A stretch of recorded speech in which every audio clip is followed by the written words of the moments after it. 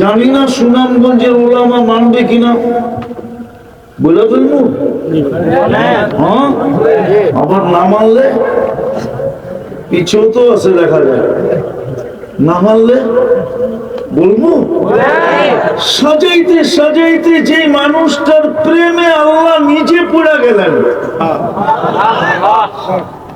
আর আল্লাহ ঘোষণা দিলেন ইন্নী লাকা মুহিব্বা, ও মানুষ তোকে আমি ভালোবাসা ফেললাম।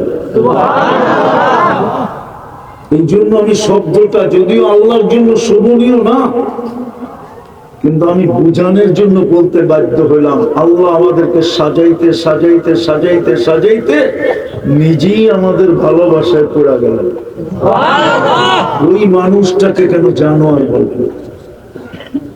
বোঝা গেল মানুষ হিসাবে জন্ম নিলে দুনিয়াতে মানুষ হইতে পারে, আমি মানি, কিন্তু আল্লাহর কাছে। আর যতক্ষণ পর্যন্ত মানুষ না হবে আল্লাহ কিনবে না। আল্লাহ কিনার ঘোষণা দিচ্ছেন, আমি তোমাদেরকে কিনবো কি দিয়া? জান্নাত দিয়ে। তাহিরপুরের নারী পুরুষ যুবক যুবতী তো জান্নাত চিনে না, চিনে?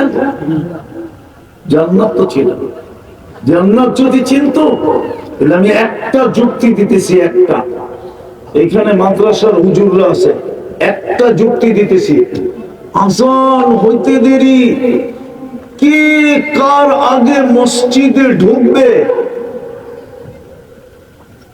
সবচেয়ে বেশি ছুটাছুটি হতো কে কার আগে মসজিদে ঢুকবে। আপনি বলবেন কেন? কেননা নামাজ তো নামাজ না, নামাজ তো জান্নাতের চাবি।